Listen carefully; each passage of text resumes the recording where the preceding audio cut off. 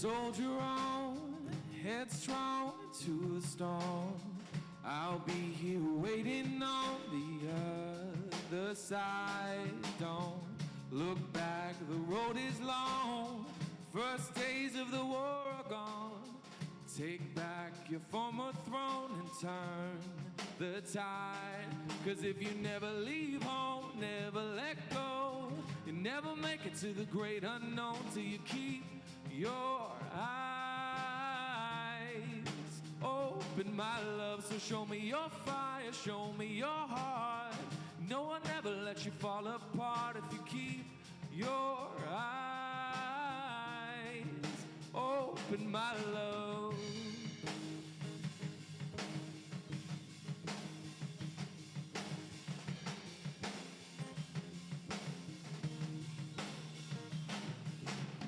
Just past the circumstance, the first light, the second chance. No child could ever dance the way you do. Oh, tear down the prison walls, don't stop the curtain call.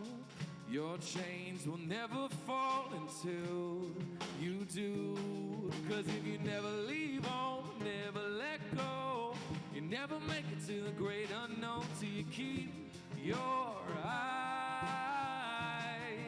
open, my love. So show me your fire, show me your heart. No one ever let you fall apart if you keep your eyes open, my love. Open up, open up, open up your eyes.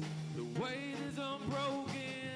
Open up, open up, open up your eyes. Keep your eyes open. Don't let the night become the day. Don't take the darkness to the grave. I know the pain is just a place. The will has been broken. Don't let the fear become the hate. Don't take the sadness to the grave. I know the fight is on the way. When the sides have been chosen, you never leave home, never let go. You never make it to the great unknown. Open up your eyes, keep your eyes open. Tell me you're strong, tell me you see. I need to hear it, will you promise me to keep your eyes open, my love. So show me your fire, show me your heart. You know I never meant to fall apart if you keep your eyes open, my love. Keep your eyes, keep your eyes open. Thank you. Today's reading is from Exposition of the Divine Principle, Chapter 6, Section 3. The fulfillment of God's will through an individual absolutely requires that he complete his responsibility. Hence, even though God predestined someone for a particular mission, God's 95% responsibility and the person's 5% responsibility must be accomplished together before the person can complete his given mission and fulfill God's will. If the person does not complete his responsibility, he cannot become the person God has purposed him to be. Matthew 25, verse 40. The king will reply, "What I'm about to tell you is true. Anything you did for one of the least important of these brothers and sisters of mine, you did for me." Adieu. Good morning, everyone. How are you doing this morning? Good. Are you starting to feel the Christmas spirit? Listening to the Christmas music as you go to work or coming even to church? We see the Christmas lights, we see some Christmas decorations, so it's the most wonderful time of the year, right? It's a season of giving, it's a season of joy, and it's a time for us to be grateful and to share the blessings that we have. So this morning, I wanted to share with you about Standing by the Messiah. And appreciate Yoshio. He already shared with us the scripture that helped to inspire the sermon this morning. We are truly living in a providential time, and it can be hard for us to comprehend it because we're in the midst of it. And when we look around, we may not always see clearly all the ways that God is unfolding his and her providence, because we might tend to focus on the things that aren't going well, or the problems, or the conflicts, or the challenges. But recently, especially as I've been preparing myself to receive our True Mother on December 28th at the Prudential Center in Newark, I've been reflecting a lot on what does it mean to be in the last days? What does it mean to be in the time where the kingdom of heaven on earth is being substantiated?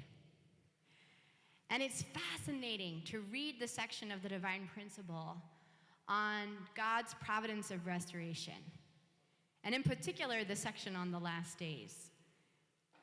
And it's miraculous to me that even though True Father wrote those words decades and decades ago, what is written there is coming to pass before our eyes. It's coming to pass before our eyes that we are seeing people of all different faith backgrounds coming together. We're seeing people of all different cultures and races coming together. Even people that don't really ascribe to a faith are coming together under the banner of one family under God. And with a desire in their heart to contribute to building a peaceful world. People are being brought together. And that's directly the result of the vision and the inspiration and the message and the work of our true parents, and us standing and working with our true parents to accomplish that goal. Believing in it and investing in it and manifesting it in our own lives, in our families, in our communities. And truly, it is a time of confusion. It is a time of chaos. And we do see people, wondering where's the hope, but then we clearly have our True Mother saying that America is God's nation, and that this world is meant to be a world that experiences God in full and experiences the true love of God in full. And she's traveling to every corner of the world. Wherever there are brothers and sisters crying out and longing to receive the message from the Messiah, to receive the blessing of our true parents, our True Mother has been making effort over the course of this year to go to those places and speak to those brothers and sisters and give them the blessing. And this is a woman of mature years who's lived an arduous life, who's traveled to over 190 nations, sometimes in the period of 120 days. She's gone to all, hundreds of different nations and given this message of peace. Even when we look at True Mother, what kind of woman is True Mother? She's not a boisterous woman. She's not a woman who's in your face telling you this is what you should do. She's different from our True Father, right? She's more of a quiet, strong, consistent mama. And her faith in God is personal. Her relationship with God is personal. And she deeply, deeply cares for others. But she's not the kind of woman that's going to speak for hours on a topic. She will speak from her heart with a quiet but strong voice. And actually, her nature is more reserved, our true mother. She's got a more reserved nature. And yet, she challenges herself because she desperately loves God, because she desperately loves our true Father, because she desperately loves the people of this world. She challenges herself again and again. Even her physical body may be tired,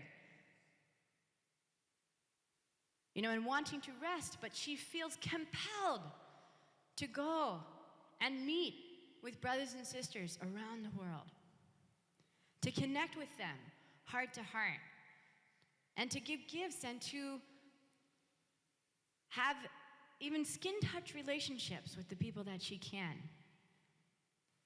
So our true mother's pouring her whole self out at this time in the providence. And of course, our true Father in the spirit world is supporting her and with her every step of the way as the united true parents. But quite honestly, when True Mother first stepped out after our true Father passed away, was it easy for us to totally accept her and receive her in that role? For most of us, I know this is true for myself, we saw and we heard and we probably were more connected with our true Father because he was the central person taking the lead. And he was the one who was more boisterous, more in our face, more challenging, being there really challenging us. And we saw more of our true Father, and we saw our true mother in more of a supportive role to our true Father. Although she did initiate the Women's Federation for World Peace, and she did give speeches in front of thousands of people, a delegation of politicians and civic leaders and religious leaders, etc. She did that, but still, more so, we knew our true mother as the support and not necessarily the main central leader. And her style was different. So I remember when True Mother came to America, shortly after True Father passed, True Mother came to the New Yorker. Do you remember that? Do you remember that moment? And maybe some of you are like me, and you were thinking, okay, we just lost our true Father. Maybe our true mother is going to come and she's going to comfort us. And she's going to give us sweet words. Anybody else? You don't have to raise your hand. But I don't know if you remember what took place in the New Yorker. But should True Mother comfort us and give us sweet words? No. She didn't. Actually, she was pretty strong and pretty direct. And she was challenging us to take more responsibility and telling us that we hadn't done enough and there was more that we needed to do. And that especially America had to step it up. And honestly, for me, that wasn't what I wanted to hear. I wasn't really ready for that. At the time, I was a pastor with my husband, Leighton, in Philadelphia. And, I felt like, True Mother, I'm doing something. I'm taking responsibility. And then, and I felt she was especially kind of coming on strong to our elder brothers and sisters, our elder members. And I was thinking about my mom and my dad, and I kind of felt like saying, but don't you know what they've done? Don't you know all the investment they've made, all the sacrifices that have been made, and how challenging this has been to be a part of this movement in America? That was actually what was going on in my mind. As I was listening, I wasn't like, oh yes, True Mother, you're so right. Absolutely. Thank you for giving us those difficult words. I will digest this. Thank you. I was struggling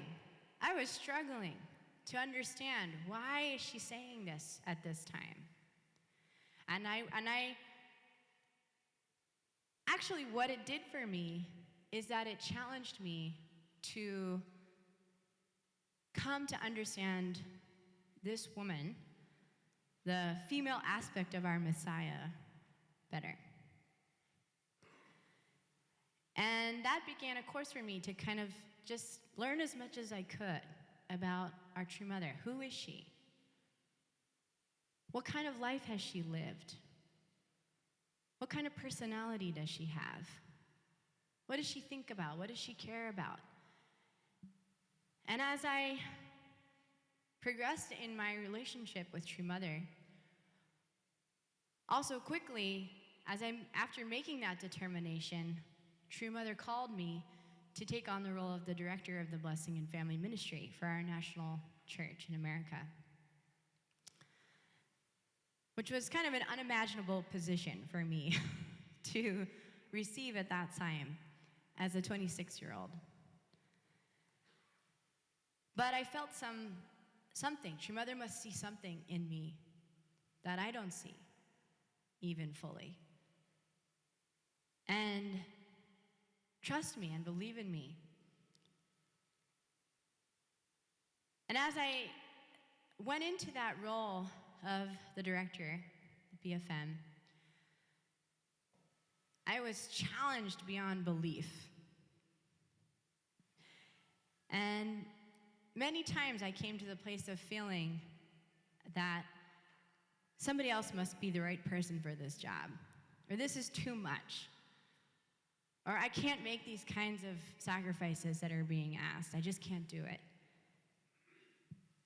And I really struggled in it. And I wanted to give, and I wanted to serve, and I was giving a lot, but there were many moments where I kind of hit up a wall.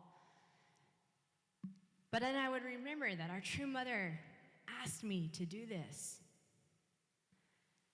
And I started to realize that I was the one in that role caring for our brothers and sisters, our blessed families around the nation, in True Mother's stead. And that her heart is to care and to love and to support all of our blessed families in their marriages, in their parent-child relationships, in their preparation for marriage, in their difficulties, and in their beautiful moments, and in the passing away of our family members. But she's one person with one physical body. And she can't be everywhere and do everything. But she trusted me. She asked me to take that role, to take that mission, and to care for the brothers and sisters of America in her stead. And as I came to internalize that more, I realized that the same love from God, the same power from God, the same energy from God that comes to our true mother to carry out the role that she's in is accessible to me as a person who's responding to God. It's accessible to all of us when we, instead of running away from the responsibility that we're being called to, or the challenges that we're facing, but when we choose to take that responsibility, when we choose to do that hardest thing, when we choose to respond to what our Messiah, our true parents are asking us, then God always shows up. Every time. Every time I felt like I got to the place where I wanted to quit, or it was too much, God would send someone to me to encourage me, or give me some kind of situation to inspire me. Or show me something in nature, but found a way to reach me and to let me know, I'm with you. I'm with you. I'm standing by you. Because you're standing by my daughter. And you're caring for my people. And each of us has a calling from God. Every single one of you in this room, every single one of us, God has created each of us uniquely for a purpose. But in order to fulfill our purpose, we have to fulfill what? Our responsibility. Whoa. Anybody love that word responsibility? You just get excited when you hear that word responsibility. Yeah. No? Okay. I don't think most of us get excited when we think about responsibility. It's not necessarily the most inspiring word. But as a parent, especially as a parent of young children, what I've come to understand is that giving my kids responsibility is one of the most loving things I can do.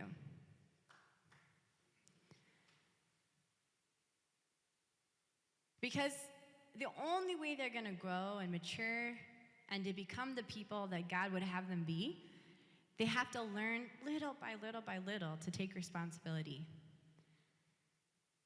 And also to understand that all actions have consequences, good or bad. As parents, we try to teach our kids this, right? Yeah. And so actually a loving parent, in the beginning it was hard for me to understand why True Mother was emphasizing responsibility so much. But over time, I came to understand that it's because our True Mother deeply, deeply loves us. And she knows the principle. She knows God's principle. And God's principle is that in order for us to fulfill our purpose of creation, we have got to do our 5% portion of responsibility. And God is going to do the 95%. Thank God. Our part is small in comparison, but it can feel, the principle says, it can feel like 100% of our effort is required to do our 5% of responsibility, right? To become the people that God has purposed us to be, we've got to challenge ourselves. Wherever we're at in our life's journey, there is something that we are going to be called to do that's going to challenge us to take it up a notch in our life. But if we do that, and this is what I've discovered time and time and time again, actually, even if it might be difficult in the moment, some hardship, some misfortune is avoided. Some greater pain doesn't have to be experienced by me or someone else because I take that responsibility.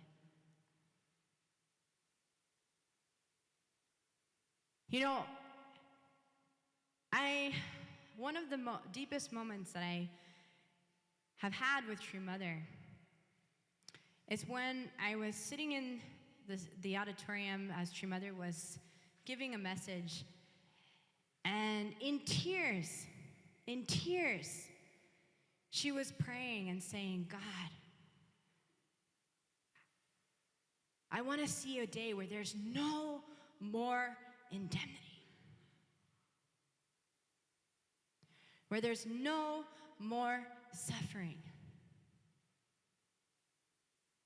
I want to see that day. Desperately praying for a time when there would be no more indemnity, no more suffering. And I realized that, as hard as it is for a mother to have to challenge or push her children to do something that might not be easy, or she knows might stretch them or challenge them, if she knows that it's going to be good for them, for their life, for their character, for their spirit, she will challenge. She will say it. She will do it. Our true mother wants no more suffering in this world. She wants every person and all of us here, and those who aren't here in this space today, that we know are our brothers and sisters, to feel truly loved by God, to feel God's blessings, to feel joyful and hopeful and excited for our lives. But we have to do that portion. And standing by our Messiah is actually fulfilling our portion of responsibility. Because our true mother and our true father are absolutely fulfilling theirs.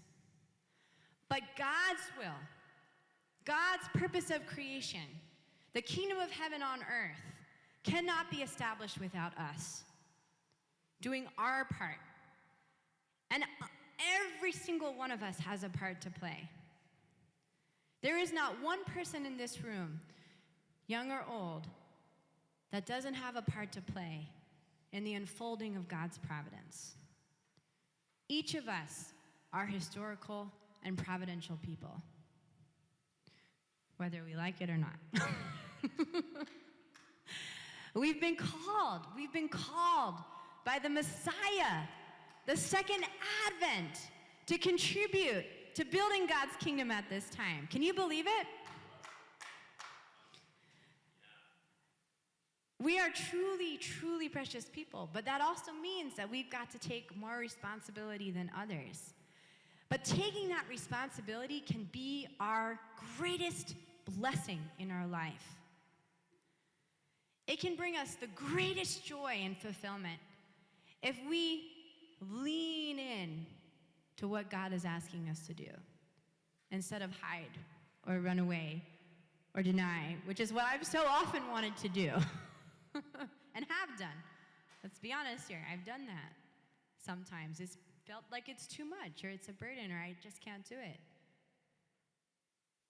But when we lean into it, that's when the amazing things happen for us and happen for God and happen for this providence.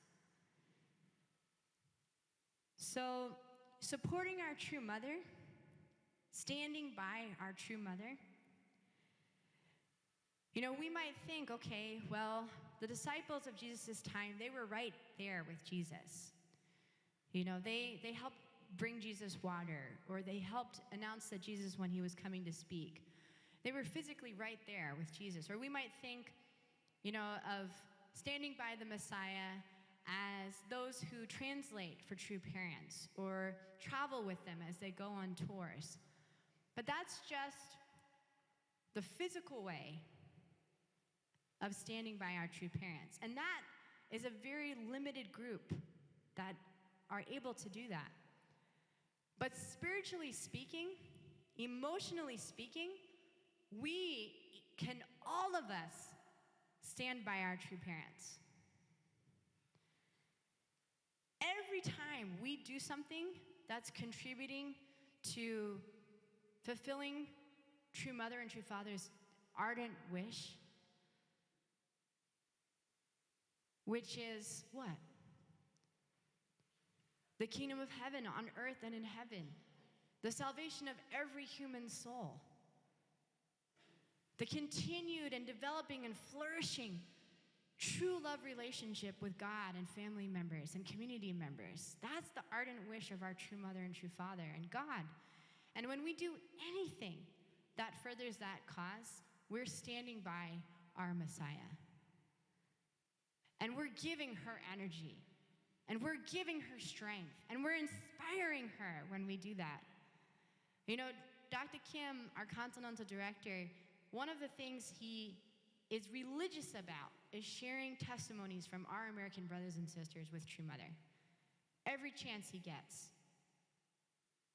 And part of that is because he sees how life-giving it is for True Mother when she hears those testimonies, when she knows what's in the hearts and the minds of our members. So we can do so much to stand by our Messiah, to stand by our true mother at this time.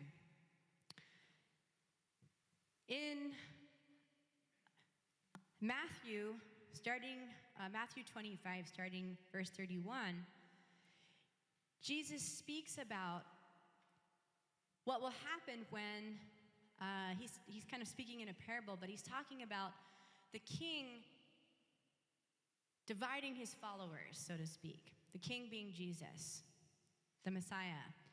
And he's talking about separating the goats from the sheep.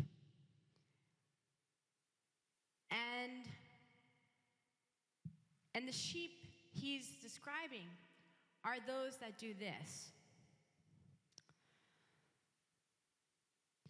Then the king will speak to those on his right, and he will say, "My Father has blessed you. Come and take what is yours. It is the kingdom prepared for you since the world was created.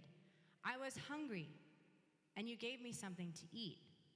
I was thirsty, and you gave me something to drink. I was a stranger, and you invited me in. I needed clothes, and you gave them to me. I was sick, and you took care of me. I was in prison, and you came to visit me." Then the people who have done right will answer him, "Lord," they will ask, "when did we see you hungry and feed you? When did we see you thirsty and give you something to drink? When did we see you as a stranger and invite you in? When did we see you needing clothes and give them to you? When did we see you sick or in prison and go to visit you?" The king will reply, "What I'm about to tell you is true. Anything you did for the least important of these brothers and sisters of mine, you did for me."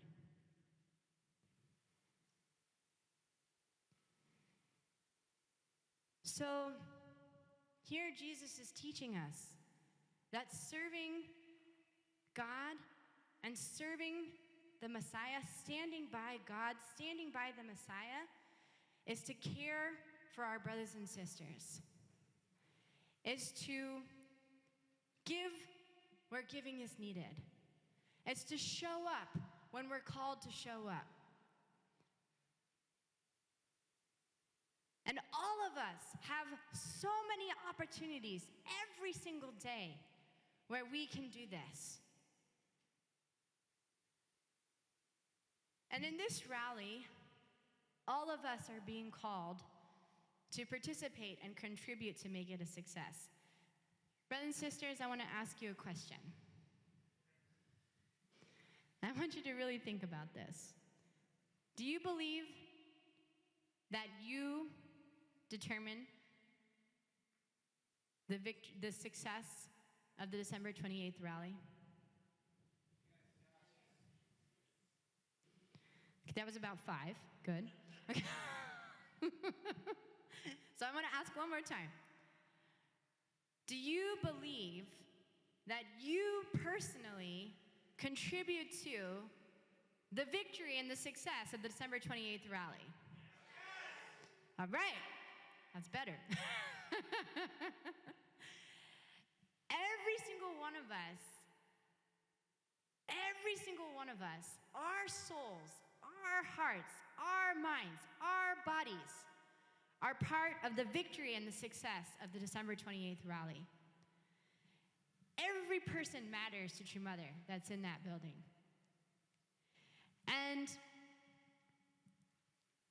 we don't want anyone to not be there that God has called to be there. And God has called to be a part of it. We want everyone, and in our hearts, and we want to show up in the best way that we possibly can, so that the victory inside of ourselves contributes to the victory of the rally. And it's so much more than the rally. The rally is just a few hours, but the impact and the ripples and the shockwaves into America and the world are enduring eternally. So, we are the ones in this place, in this building, that are going to make this the most incredible rally that's ever taken place in our history before. Are you ready for it?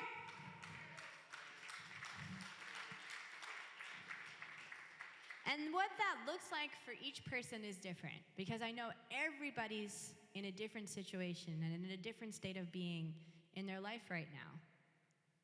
And wherever you're at, thank you for being here. Thank you. Thank you for being who you are. Thank you for doing what you're doing. And thank you for your willingness to stand by our true mother and our true father at this time. There's 3 action steps that I want to leave you with today. And I want to encourage each of you to consider what you might be able to do in one or more of these areas. First of all, to bring the victory, we need to be there, right? So of course, at this point, I'm sure everyone that's coming here has registered for the event, either with a voucher or online. And of course, if you haven't, then that's step 1. But I think for most of us, we've done that already. So the next step is to reach out to other brothers and sisters. And I'm not talking about outside of our unification family members. Those brothers and sisters we want to reach out to as well. But today, I really, really want to encourage you to think about the brothers and sisters who you haven't seen in a while. The ones that you love, the ones that are part of your neighborhoods or your communities. And maybe there's a myriad of different reasons why they're not really involved or coming right now. But I would encourage you to reach out to them. This week, reach out to at least three families, and let them know. And just first of all, say, hey, how are you doing? I'm thinking about you. I miss you. And second of all, really listen to what's going on for them. And then let them know there's something really amazing happening, and I want you to be a part of it. And then give them the information. And lastly, what can I do to help you register? Because I want to be there with you. And now there's an online registration, so it's super easy. People just fill out a little bit of information, and once they're registered online, they can also include all their family members. That secures their ticket. But unless they registered, we can't guarantee them a ticket. So we don't want anybody to be left out of the house because they don't have a ticket. So that's the first thing I'm calling you to do, is to reach out. See this as an opportunity. We always want to be reaching out. We're always called to do that. But God is just giving us an excuse to do it more right now, to reach out to our brothers and sisters and let them know we're thinking of them.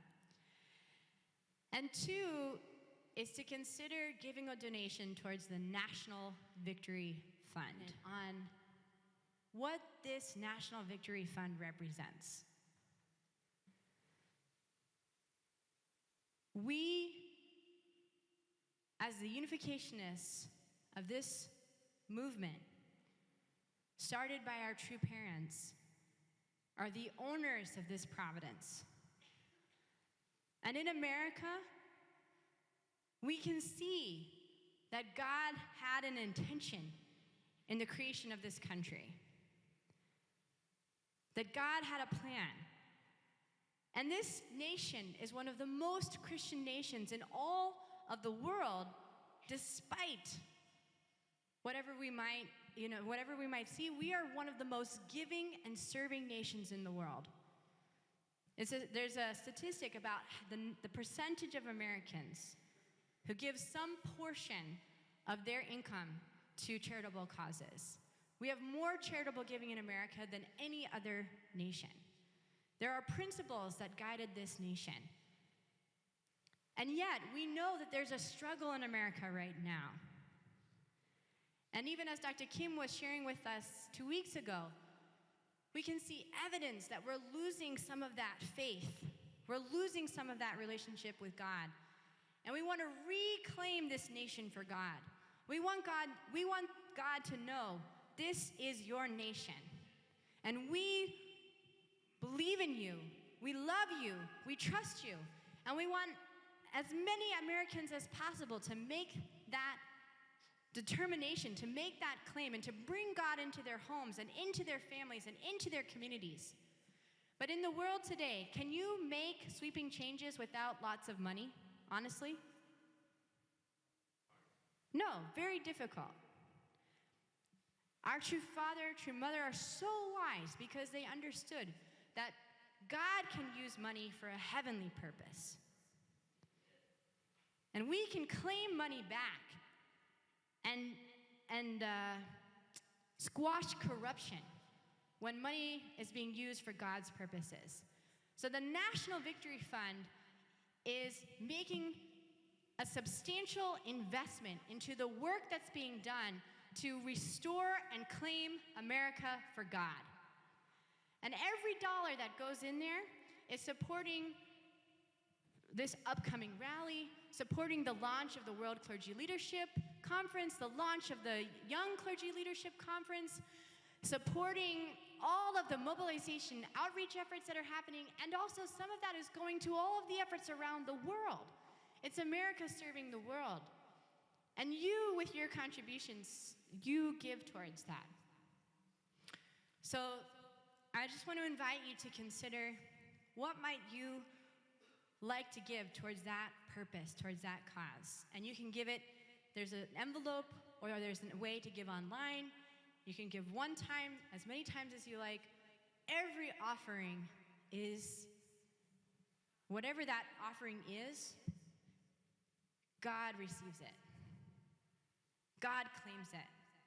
And God uses it to multiply his purposes and blessings in the world. The last thing I want to leave you with as a charge is homestays. So we have a lot of brothers to New Jersey for this rally, and they're going to need places to stay. And it's so much nicer. If you've ever been to any other part of the country, isn't it nice to stay at a warm, friendly family's home than in a hotel? It's a totally different feeling. And especially like something for this where you don't know the area, you have somebody who can kind of know and guide you and connect with you. So I want to encourage you to consider opening up your home to provide a homestay for brothers and sisters that are coming in. It could be for a day, it could be for a few days, a couple weeks for those who are coming for the mobilization. You can decide. It can be for younger brothers and sisters, older brothers and sisters, one gender or the other. Any kind of opening up of your home is really going to help with this initiative. So you'll see there's little slips, homestay slips inside of your bulletin, or if you don't have it, there's some in the back too. But I'd love for as many of our brothers and sisters to open up our homes to people as need it. And then, of course, we just keep on praying, and we keep on studying, and we keep on loving the people around us. And all of this contributes to what we're doing in the immediate future and way beyond that into the kingdom that we're building. So thank you so much, brothers and sisters, for all you're doing at this time. And thank you for what you're going to continue to do. And let's go forward and bring a victory for God. Aju? God bless you.